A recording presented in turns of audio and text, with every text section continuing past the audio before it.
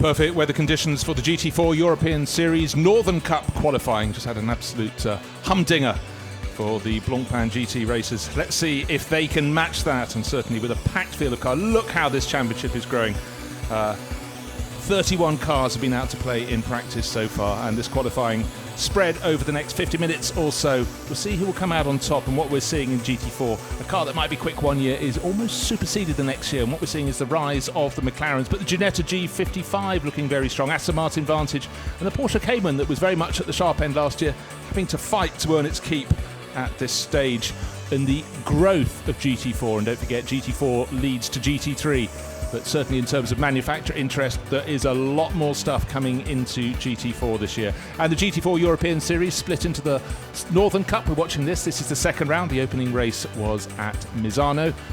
And the Southern Cup had its debut at Nogaro over the Easter weekend. And some of the teams will be entering both the Northern and Southern Cups, but certainly with 31 cars coming out to play in the Northern Cup, it just shows the growth of GT4 racing. More cost effective than GT3, and for some of these drivers, a step towards a GT3 career, maybe next year or the year after. Not just the drivers and the teams, though also hoping to step their way up. And it's great to have them on the support programme for the Blancpain GT Series Sprint Cup here at Brands Hatch. And for a lot of these drivers, this was their first sighting of the epic, sort of almost age-worn Grand Prix circuit at Brands Hatch. Many drivers accustomed to the Indy circuit around the pits and paddock, but it's the magical sector that goes out through the woods at the back of the circuit that really catches the driver's imagination. The shot there showing the field getting a heat into their tyres, but very close together. Maybe a little more space is required through Stirlings and then down through Clearways and towards Clark Curve, where they come onto the start-finish straight. Number 3 Porsche Cayman, one of the cars expected at the front end. Alessandro Giovanelli and Kevin Rossell, and certainly handful of cars actually even coming into the pit lane, but it's very, very busy. 31 cars coming out to qualify. This session is going to run in 3 bites: 20-minute section, 10-minute section, 20-minute section. And the Sin, the one and only Sin in the race, just being passed. That's down Pilgrim's Drop under the bridge, and then the corner in the background is Stirling's, is Hawthorne. What a great corner. Not named after Mike Hawthorne, actually, but the farmer who owned the fields around that section of the circuit was a Mr. Hawthorne, so he gets his name on that corner of the circuit. Car 100 went very well this morning in the hands of Charlie Robertson from Ginetta Cars, the G55, sharing with Tom Hibbert this weekend. Charlie was the driver setting the pace early on, waiting for the first flying laps to be clocked up, and certainly looks like Charlie Robertson may be the first of those, but at this point still looking as though he's trying to get heat into his tyres. I can see no waved yellow flags, but what he has in front of him, in front of that Ginetta number 100, is a clear stretch of track. In fact, the next car ahead of him as he comes up to the start finish straight now, he's going to come across a slow KTM. We can just see it drifting down the hill, trickling down the hill from Druids. Now it's got going again, tucked in behind one of the Maseratis, but for Charlie Robertson it's clear all the way up to Druids and then all the way down to Graham Hill ahead of him, so he's not going to be tripped up by traffic. And let's see if he can start to wind it up. Now, fastest of all at the moment is the 222, Nicky Leutwiler, sharing a Porsche Cayman from TFT Racing. Later in the session, his teammate Ander Villarino will get in on the act, but Charlie Robertson's second fastest at the moment. Looking at Charlie turning into Surtees, where you start to use a gradient. You can see him coming up over the crest. It looks much from over the crest, over the curb. Actually carry on rising to about this point, then you start to go into Pilgrim's Drop, down under the bridge, then you start flipping up the other side, Hawthorne Hill leading up into Hawthorne's, and then the wonderful stretch of circuit around the Grand Prix loop that goes out to the next corner with another blind entry. Blind on the way into Hawthorne, blind on the way into Westfield. You can see the trees ahead of you, Eventually you start turning right, and you hope you don't clip the curb on the inside. That can throw you to the outside of the circuit, but Charlie Robertson looking very neat. Fastest foot time in the first third of the lap. The second third of the lap about to be completed. There's Sheen Curve come out of Stirling's. We'll see if he gets 2 purples times. Yes, he does, just as he goes into Stirling's. In fact, that's the sector time just before the corner. The Sin clattering the curbs behind him. It looks as though Charlie Robertson will be going top, but he's 1.2 seconds at the moment down on the ultimate pace, but with 2 purple times on the screen, Charlie ought to go top and depose the 222 Porsche Cayman. What will his lap mark be? 1 minute 33.186, so he's topped by 2.2 seconds. Nothing, a very well balanced car in the hands of a great racing driver can do, particularly helped by having a lovely, clear stretch of circuit ahead of him. Here comes the Sin behind. That's being shared this weekend by brother and sister Bianca Anton and her brother Eduard, a couple of young Romanian racers. The Sofia Car Motorsport Sin. Aston Martin is very popular in this championship. Number 62, one of a couple from Academy Motorsport, Will Moore and Matt Nicol-Jones, going out around the circuit. Combination of pros and dams in this series, and the 62 crew very much one of the pros, and they ran right at the front end of the championship. 61, that was great out on the circuit. We didn't see that one at Misano for the opener. That's Mike Hart and Dave Robinson in the sister car, the sister Academy Motorsport.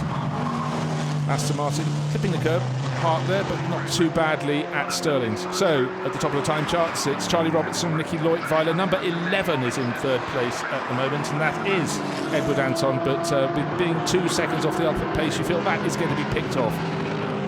So that's a very good time from Edward Anton. That puts him third fastest. They weren't near the pace in the Sin at Misano, but this time around, in the second round of the European GT4 series, the Northern Cup, going well. The 61 Aston Martin, good lap there, into 7th place, so that was a very tidy little performance there from us. This is Dave Robinson on the timing screen, but I saw Hart on the graphic.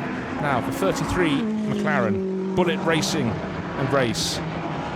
Stephen Patrick, based in Spain, and Andy Merrick, ex-Works driver, and Merrick was absolutely mighty in the opening stages of the opening round.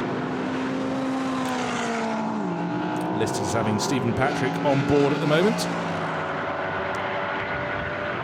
Car being looked after by long-time team chief, particularly in the days of Formula 3, so strong in the British Series, Dave Price of Dave Price Racing.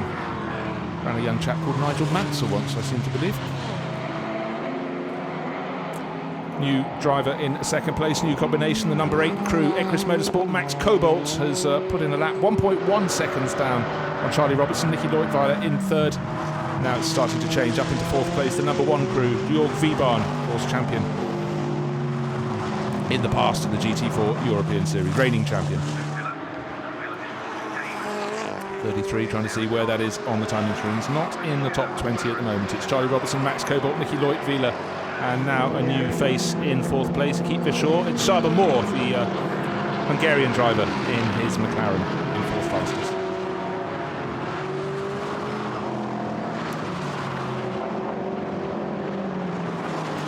Stephen Patrick learning his craft in that 570S. Certainly that's becoming an increasingly popular car in the GT4 various series around Europe. There's a different livery. That's one of 2 from it's one of Las Morris Racing's entry here this weekend. Number 9 being shared by Luke Brahms and Duncan Heisman. That's down with Luke Brahms, father of the series promoter Max Brahms, and he's down in 19th place, so needs to find a fair bit of time, 5 and a bit seconds. The car does look absolutely fantastic though, as it tries to close in on the Aston Martin ahead of it. Very much like the sort of Dutch racing orange with the blue and green stripes on the side. Now, what you don't want to be is in a stream of cars when you're trying to qualify. And we're seeing a 3-car stream coming under the bridge into clearways. Just in behind the McLaren we're looking at, the next group of cars is a trio. Any more improvements at the front? Yes, suddenly number 62 has moved up to third place. That's Academy Motorsport, Will Moore in his Aston Martin. So Aston Martin's going well.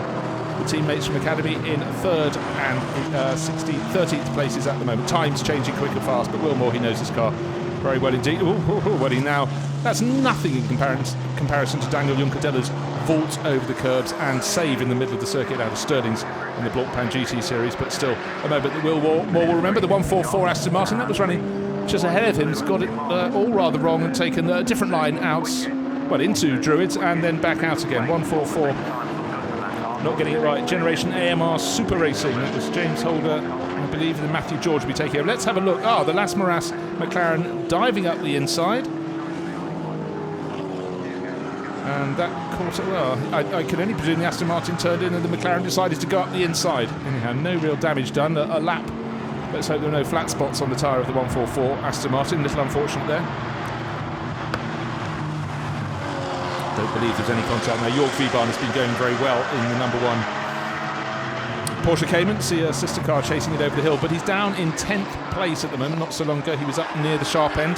Target time 1 minute 32.4 set by Charlie Robertson. No one close to that. Charlie actually parked up in the pits at the moment, so confident is he with the form. The first of the 3 qualifying sectors coming to an end fairly shortly. In the final 5 minutes, it's 20 minutes. It's a middle sector of 10 minutes and then the final sector of 20 minutes. Now with that time of 1 minute 32.416 seconds stand all the way to the end. 22 starting to try and make some progress up the timing screens, but the Allied Racing Jan Kasperlik Porsche Cayman not doing so to the extent he'd like. He's ahead of Jörg Wiebahn in a similar car, a similar Porsche Cayman, but only 9th fastest overall, 2 and a bit seconds off the ultimate pace.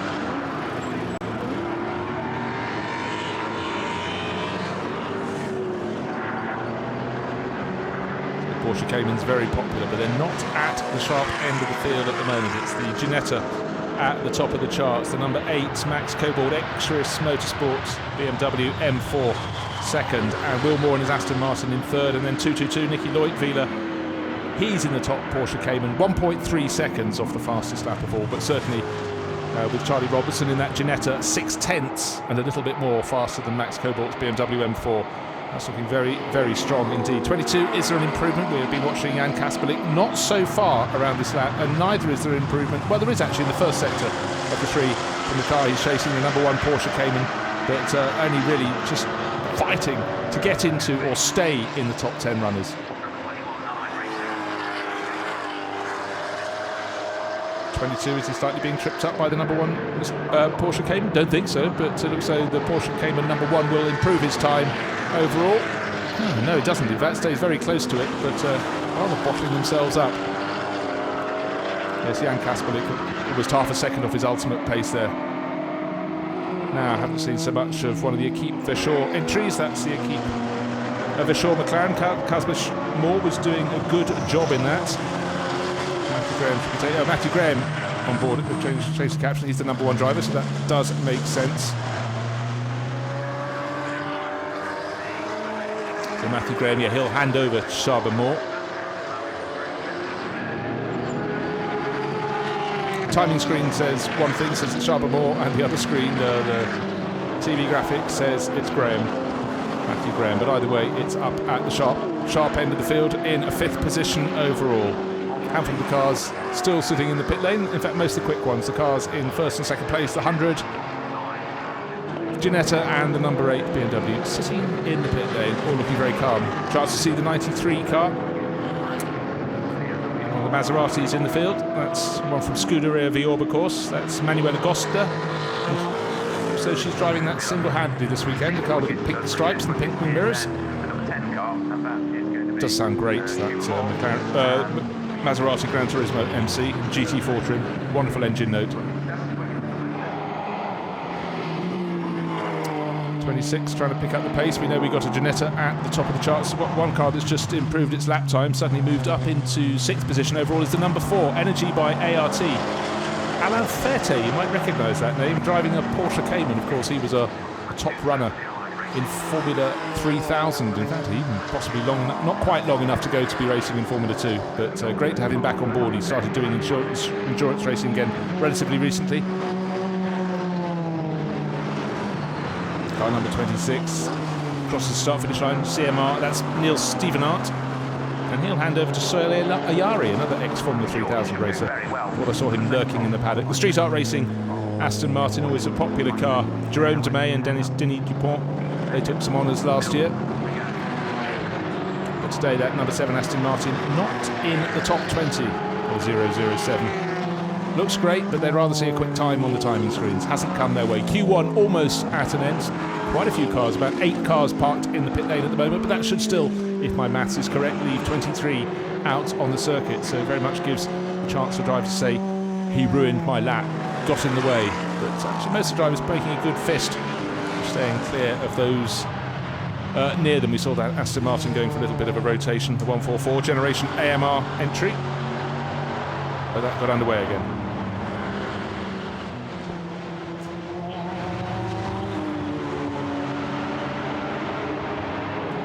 Street Art Racing Aston Martin making its own space out on the circuit. Checkered flag is now out at the end of Q1. Does sound good, that Aston Martin, going through Sheen Curve, comes up out of Dingledale through Sheen Curve. This is the corner, Stirling, you have to be so careful. A lot of drivers have clouted the curb on the inside, but it's the curb on the outside, the right-hand side of the picture, that has been catching them out, because if they ride it, it then drops away onto the grass. The cars sometimes bottom, but certainly they snap left. And we've had some big saves, but also a couple of big shunts here at Brands Hatch. It is a circuit with a reputation, and we think it brings the best out of the very best of the drivers to manage to negotiate, particularly the Grand Prix loop. So there is that checkered flag, and at the end of Q1, still got a few more cars to come through and take the checkered flag. We have Charlie Robertson top with a lap of 1 minute 32.416 seconds. Puts him 0.6 of a second clear of Max Cobalt in one of the two Ecris BMW M4s. And third fastest, Academy Motorsport, number 62, Will Moore. Just almost exactly a second down on the ultimate pace. It was a late move into the top 10 in 8th fastest overall, number 40.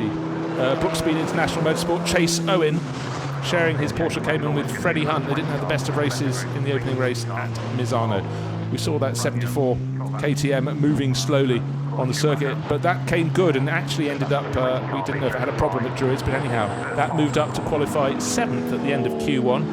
Number 74, Cedric Freiberghaus, he'll be handing that over to Mads Siljehaug. Very strong pairing in the KTM crossbow. Not as many crossbows here this weekend as we sometimes have. I think we had 8 at the opening round, but there, Charlie Robertson and Tom Hibbert, 0.6 of a second clear of the rest, and that looked very easy for Charlie Robertson. Max Cobalt, very good run to be second fastest in the Ecris M4. Will Moore, lots of chassis variety, sharing with Matt Nicol-Jones at Aston Martin, a second off the ultimate pace. Lots of Porsche Caymans, and the best of them so far, Nicky Leutviller in 4th place overall, just ahead of the number 10, Akit Verschoor McLaren, and so far it's been Matthew Graham at the wheel, 1.5 seconds down, so really, really strong run there from Charlie Robertson. That's qualifying 1 out of the way. Very soon indeed, we'll be going to qualifying 2, and then it will all end in the final 20-minute dash to the flag to see who will come out on pole position. Pole position, so important at Brands Hatch. Fabulous circuit to drive on, but very difficult to make an overtaking manoeuvre.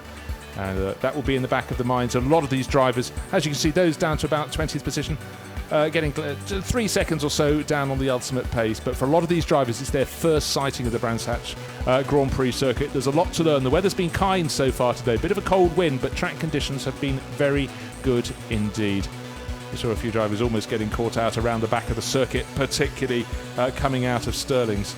But there we have 30 of the 31 cars that were due to go out for qualifying, set qualifying times, but unfortunately number 23 with Romain Sarrazin sharing the Sean Walkinshaw Racing Nissan with Charlie Fagg, or Romain Sarrazin's due out in the next session. That 370Z Nissan did not set a time. So the cars parked nose in towards their pit garages, waiting to get going away. It will be in about 1 minute's time, 1.5 minutes time, until Q2 will kick off, and then we'll see if Charlie Robertson can be toppled in the Ginetta cars G55, and it certainly looked very strong. And looking back at the highlights, you can see there's one way of going over the curbs. It's one of the Ginettas out of Stirling's, and certainly the McLaren 570S is an increasingly popular car.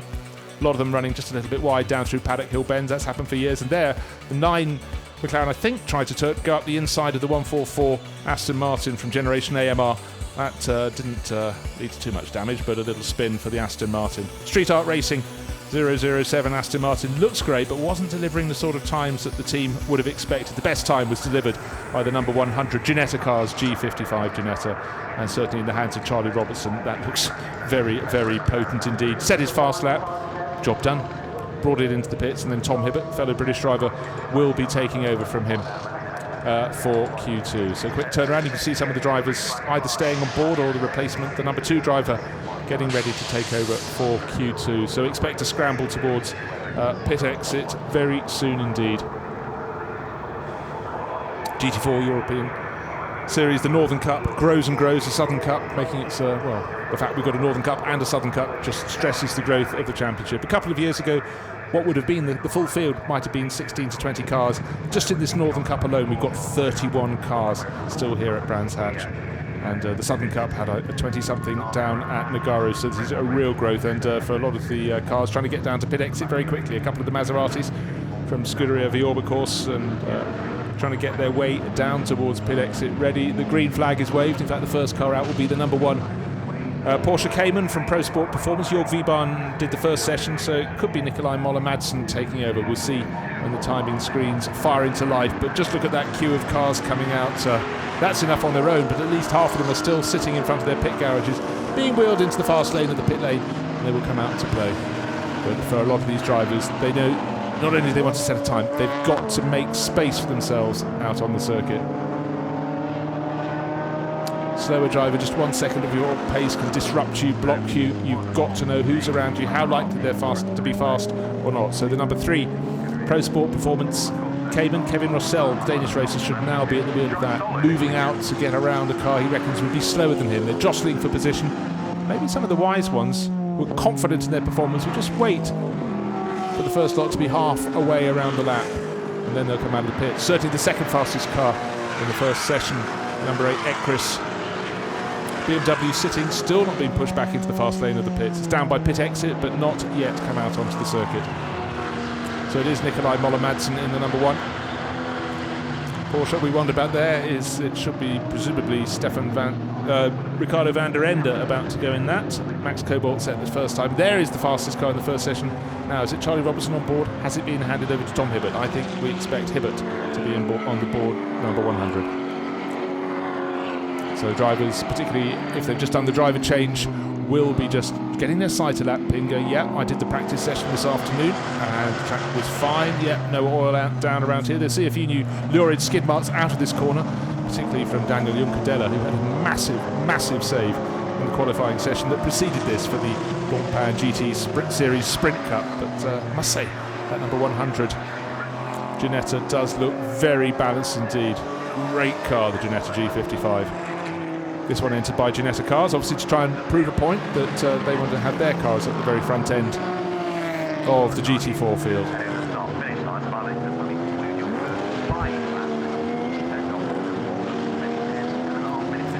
Waiting for the first of the flying laps to come through onto the board.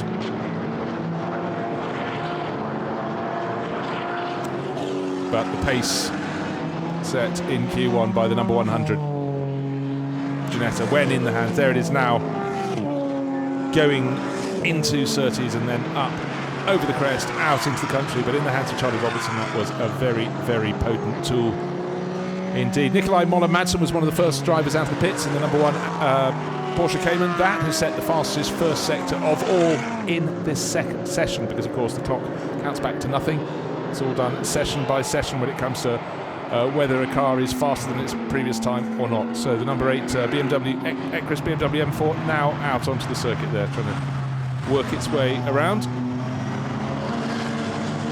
Keep clear of the traffic, getting heat in the tyres. You can see out of Stirling, you can see that BMW M4 weaving away. The other cars have all done 1 lap more, so they should be coming up to racing, well, their racing speed, their qualifying speed more to the point. The 62 Aston Martin was very much at the top end. It was third fastest, I believe, at the end of Q1. Waiting for those first flying laps to be delivered. Nikolai Moller-Madsen looking on a really good one, and Charlie Fagg in the one and only car that didn't set a qualifying time in Q1, the Sean Walkinshaw Racing 370Z Nissan, has got a purple sector time on his middle sector, so he could and his own best time in the front sector, but it goes to prove the car that was last could well get up towards being first. So first times on the board, 1 minute 36.4 for the number 22 entry. Jan Kaspelik started there. It's now in the hands of Timothy Stuppel, a fellow German racer. His Porsche Cayman top of the pile by 0.4 of a second from Nikolai Moller-Madsen in another Porsche Cayman. And third fastest is another Porsche Cayman. So they didn't show brilliantly right on the ultimate pace in Q1, but in Q2, with their changeover driver, if you will, they're going very well indeed. Fourth fastest, Pavel Lefterov in, that's 4 Porsche Caymans at the top, 5 Porsche Caymans. So it's all changing thick and fast, but it's Porsche Caymans coming good at the moment. But let's wait and see, particularly what the number 8 BMW can do, and also the number 100. In fact, that Tom Hibbert has just put that up into 7th place overall, but the times are going to change thick and fast. In fact, now we have a new name at the top.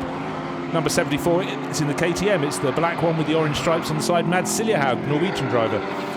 In fact, it is the only KTM crossbow in the race for so long. KTM crossbows have really bolstered the GT4 European Series grids, but now one's going very well, but not fastest, because it was fastest, but now It's changed at the top. Number 69, TM Racing Organisation, Daniel Rhymes, and now in the hands of Peter Turting.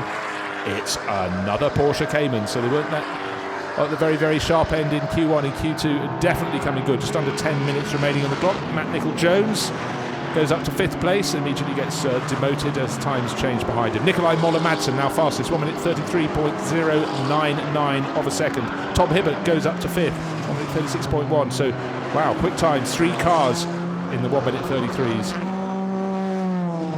Matt Nicol-Jones came through in, was it about 7th position? He's now down to 11th, and he's 3.5 seconds off the ultimate pace. The ultimate pace has changed again. Number 10's gone top, now number 9. It's the McLarens coming to the top. Quick-Fisher suddenly toppled by Duncan Heisman, fastest of all, 1 minute 32.470 seconds, the number 9, Las Moras Racing. There it is there, the McLaren 570S.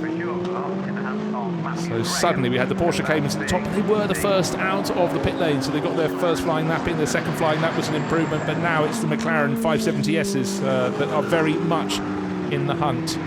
There's 2 of them at the top. The number 9, the one we're looking at on screen, ahead of the number 10, but number 9 in the first part of this next lap, has he backed off? He's seen the traffic up ahead. Still 8.5 minutes remaining, but he's backed off on this lap. He wants track space. Doesn't want to catch up with that Maserati behind him. You can see he's really trying to open out the gap to enlarge it ahead of him. Now, Tom Hibbert, he got up to 5th place in the number 100. At the blink of an eye, he's down in 19th. It shows how the second flying lap for all of these drivers was a lot quicker. But the best thing, pink first sector, pink second sector, that means fastest of all. Not the driver's fastest lap on his own, well it is because he's now fastest in the session, but overall the outright fastest first sector, the outright fastest second sector.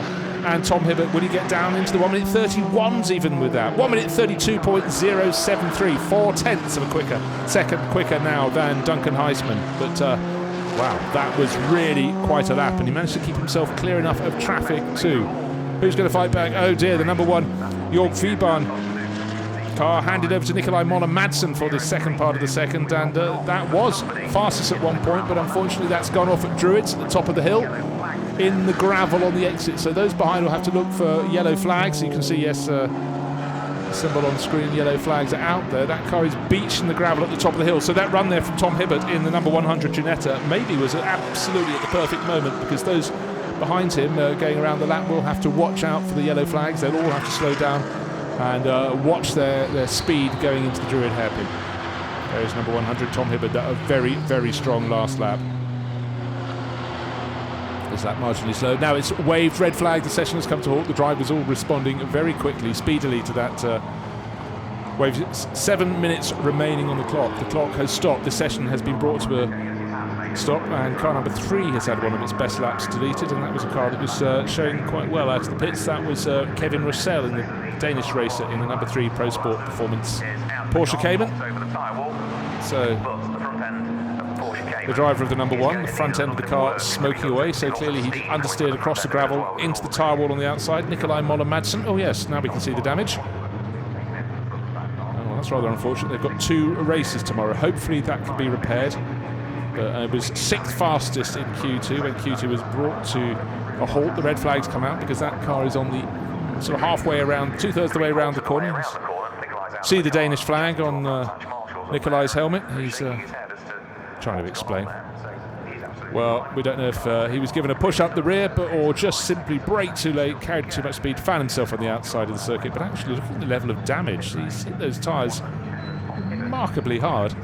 So smoking away. Hopefully that's just hot body parts on the rubber, but I fear it could be more than that. The rescue crew there very quickly to pull that away. Obviously there's a fair bit of debris to be cleared up as well. So let's just run down the times, with Q2 having something of a hiatus. Tom Hibbert fastest in the Ginetta, number 100. Duncan Heisman second fastest, Las Moras Racing McLaren. Third fastest, it was late out onto the circuit, but Ricardo van der Ende in the number 8 Ecris BMW M4. Fourth fastest, Matt Nicol-Jones, the 62 Academy Motorsport Aston Martin. And number 10, another McLaren, that is Matthew Graham, Keep for Shore McLaren. And then the car that we're looking at, Nikolai Moller-Madsen, was 6th fastest when the session was brought to a red flag. Now, of course, what we don't know was he pushed? Did he fall? Looking at the replay now to see what happens with Nikolai Moller-Madsen. He's, I think, flashed through already. We swing on his own, but that really is a strange one. He wasn't up the inside of another car. and found himself on a bit of the track he didn't want, but maybe just trying something very different, but clearly not very successful up into Druids. Hairpin at the top of the hill.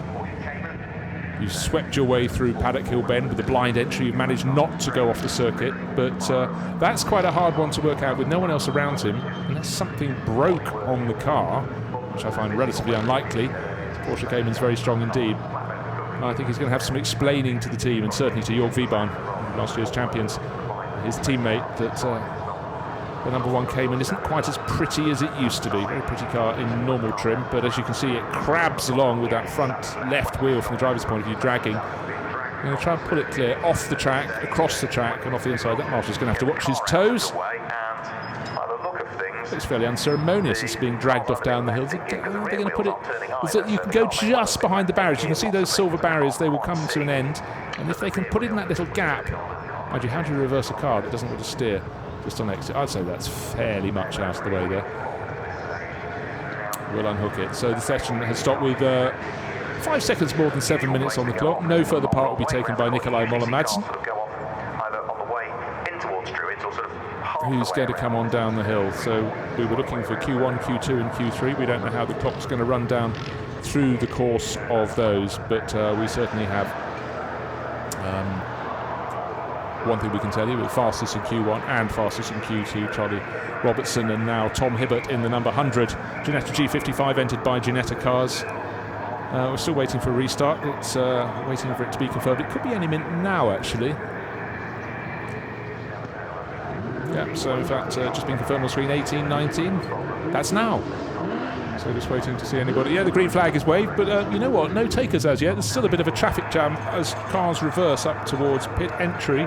Once down this, and now they're all going out in uniform fashion into the fast lane, but it looks like one of the Porsche Caymans is going to nip down past those, and in fact, the number 9 McLaren getting squeezed by another Porsche Cayman down towards pit exit. But the first one out is from number 40. That's the Brookspeed International Chase Owen, and then Freddie Hunt Porsche Cayman. Where is that on the timing screens? Freddie Hunt, 10th place. It's going to be very, very rapid on the track to get your lap time in. Loads of Porsche Caymans leaving the pits. Just my commentary box is up in the top right-hand side of the picture, the hut on the roof of the hospitality suites, but out at the corner where the number 1 Porsche fell, McLaren had got squeezed to the pit lane. Number 9, which is second fastest of all, Duncan Heisman, has used his experience to work his way past a few cars. Now he's got clear track ahead of him. Doesn't have to go terribly fast. The clear track is what he wants for the second lap. His first flying lap, so he's got to go up around the Grand Prix loop, bring himself back, and it looks as though the pit will have disgorged pretty much everyone else, so hopefully he won't have anyone slowly coming out into his path. The Porsche Cayman is trying to tuck in behind, but now's the point at which Duncan Heisman needs to start winding it up. He's just under 4/10 down on the pace set by Tom Hibbert in that number 100 Ginetta. And he's got a very, very good chance next time around. Not this time, this is the outlap, to see if he can go better. Around the back part of the circuit, that's Hawthorne coming into Westfield. Fantastic dipping Westfield corner. Wow, the car looks like it hit the curb on the inside. You can see it bucking up the McLaren there, but Asperes Racing 570S McLaren has got 4 wheels on the circuit all over again. Through Sheen Curve, now coming up. Don't have to take too many risks. This is your outlap, and he's not. The veteran Dutch racer out towards the curves, towards the white line, not over the curves. The curves on the right of the picture having caught out so many of the runners.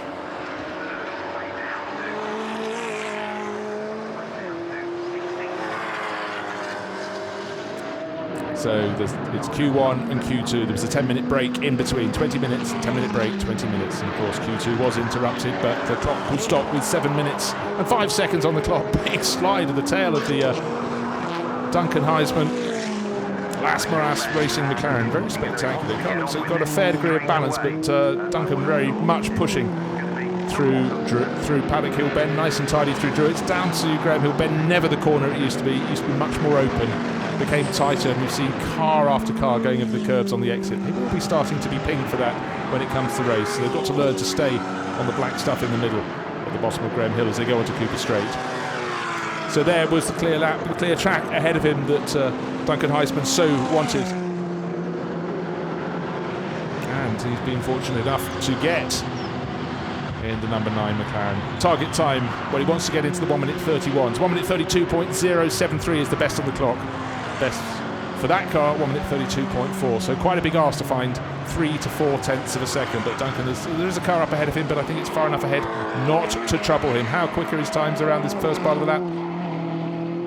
Not that great. He's down on his best, so maybe it'll be the next time around. You can't always be sure he'll get clear track, but yeah, not looking really that dynamic over the curbs, and it shows on the clock. A couple of cars still sitting in the pits, including that number 8 BMW. Ricardo van der Ende sitting third fastest. He's only a tenth of a second quicker than Matt Nicol-Jones, but Matt is also in the pit lane, so maybe they don't feel they've got a great deal to prove. But those behind are not far back, and certainly the number 10 McLaren could have something to say. Very close indeed in 5th place. And again we see once the Las Maras McLaren it's just not got the cornering it wants through Paddock Hill Bend.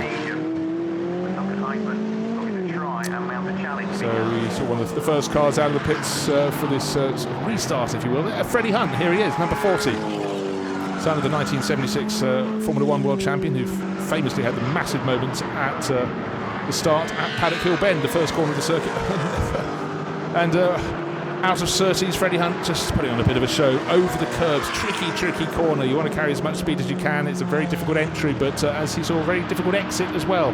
Freddie over the curbs, 10th fastest he was a short while ago. He's now down to 11th. A couple of little improvements, but in fact, Matt Nicol-Jones has been pushed down one place because now the number 26 entry, CMR Ginetta, Neil Stevenart, showing with Soil Irie, but still shown as having Stevenart at the wheel, has gone 4th quickest. Finds another 2 thousandths of a second, and he will go 3rd fastest in the 26 entry. But right now, it's all eyes on Freddie Hunt. We saw a slightly messy early part of the lap. Yeah, he hasn't improved on his previous marks. And certainly you feel the second sector of the lap would have been compromised by that moment over the curbing where he kicked up the dust on the exit of Surtees. Porsche Cayman does look very well balanced indeed, so maybe next time around. The target could be moving though. The fastest middle sector of all, set by the car that is fastest of all. Freddie Hunt, no improvement. And Tom Hibbert, now his middle sector of the lap. He should be coming into view any moment now from my commentary position in the number 100, Ginetta. Just waiting for it to come into view. It is coming into view. Will he improve on his mark of 1 minute 32.073? 1 minute 32.003. 7 hundredths of a second knocked off. He's now 0.467 of a second faster. There he is. Very, very tiny lap there. Not the best opening stint, but the second sector and the third sector, well, the second sector in particular, was where he did that damage and found those 7 hundredths of a second. And if he can link it all together, theoretical best, which is his best first sector, his best second and best third, not always done on the same lap, and had they been done, so it would be 1 minute 31.76. As it is, he 1 minute 32.033. So we'll let 003. We'll let him off, but we'd quite like to see a 1 minute 31 just to put it on the board. But this lap not looking so quick. We're into the final minute before the checkered flag comes, and I think you can say that Tom Hibbert has backed off a little bit. Still not going to bring it home slowly. Who else is improving? Suddenly up into third. Duncan Heisman still in second place overall, and suddenly 56 is on the move. That's Tolman Motorsports with their McLaren. David Patterson started the first session, handed over to Joe Osborne, and Joe knows McLaren's very well indeed. He is up into third position, and I thought the Equipe Verschoor McLaren would start to make moves. And now we're still listed having Matthew Graham on board there, sharing it with Zaba Moore. They are 4th fastest. Joe Osborne, 56.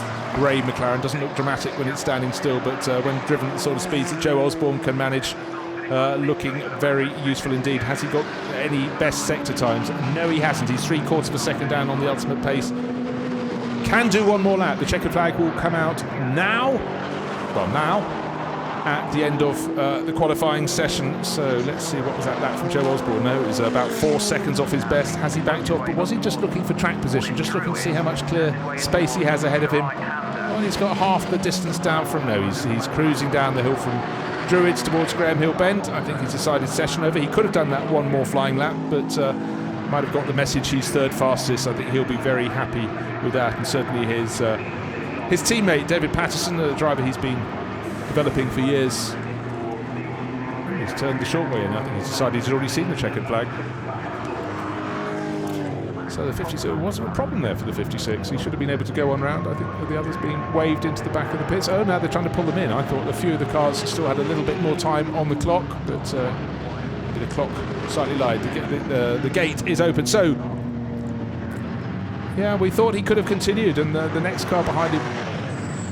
Yeah, so there could well be a problem. So he's pulled into a strange place right opposite my commentary position. Maybe he's just keen to get back to the paddock. He should have gone behind the paddock and then pulled off. Instead of turning left to Surtees, he should have turned right and come in to the top end of the pit lane. Anyhow, lights are flashing, indicators on, but on the number 100, with the number 56 McLaren, third fastest, but it was 100 that won the day in qualifying. That was the Tom Hibbert finished the job started by Charlie Robertson on an advantage over the number 9 McLaren of 0.467 of a second, and then another 0.3 back to that 56 McLaren we're looking at now. The lights are flashing. So Q1 20 minutes, Q2 20 minutes, 10 minutes in between. That is your lot. That's your 50 minutes. So pole position has been taken by the number 100 Ginetta, Tom Hibbert, sharing and finishing off the job started by Charlie Robertson. So GT4 will come out to play tomorrow morning and tomorrow afternoon. They have 2 races here at Brands Hatch. The second, the third and fourth rounds, if you will, at the second meeting for them this season. So Charlie Robertson, Tom Hibbert, 1 minute 32.003. They'd have loved to get into the 1 minute 31s just for bragging rights, but nearly half a second up on Luke Brahms and Duncan Heisman in the Las Maras Racing McLaren. David Patterson and Joe Osborne, Tolman Motorsport McLaren, into third place. Then Matthew Graham, Saba Moore, still within the top second. Number 10, their McLaren in fourth place from Equipe Verschoor. Max Cobalt, Ricardo van der Ende did very little running, but very competitive in the Ecris BMW M4. Then Neil Stevenart and Soil Irie, the number 26 entry, really came on strong towards the end from CMR in the second of the Ginetta G55s. Will Moore and Matt Nicol-Jones, their Aston Martin, best of the Aston Martins, in seventh place. And the Holder and George in a very, very close, really effectively take away the top runner, the Ginetta G55 number 100, and it's very close. Look, 1.5 seconds down takes you to 16th place on the grid. Red on the screens means they're AM runners, and we can see them coming in towards the tail end, just outside the top 20. But in 21st position, Alain Ferté, race winner in Formula 3000 so long ago, showing with Gregard de Moustier. Great to have other names coming into this series. But we had 31 runners who set times, so everybody got out to play. So the car that didn't set a time in Q1 has in Q2. So all 31 runners all set to come out for the first of their 2 races tomorrow on the Grand Prix circuit at Brands Hatch. But bragging rights right now with the number 100 Ginetta cars, G55. It's been a great day at Brands Hatch. It stayed dry. It has been windy, slightly cool when the wind blew, but some very, very strong qualifying runs. So let's take a look at the highlights of qualifying. We had two sessions with a 10-minute break in between. Early on, we had David Patterson out in the Tolborn Motorsport McLaren. Will Moore really pushing on in the 62 Academy Motorsport Aston Martin, and the number 9 Las Maras Racing McLaren, using the curbs and more, but 100 was the car that really went to set the pace. Charlie Robertson on a flyer, and then we don't know what happened up at Druids. The number 1 Pro Sport Performance Porsche Cayman brought out the red flag with its little moment, well, quite a big moment, up at Druids. Freddie Hunt kicking up the dust in his 40 McLaren. 56, Joe Osborne got up to third place, pulled off at the end, but it was Tom Hibbert who took pole position. So starting the first race tomorrow, Ginetta cars on pole position.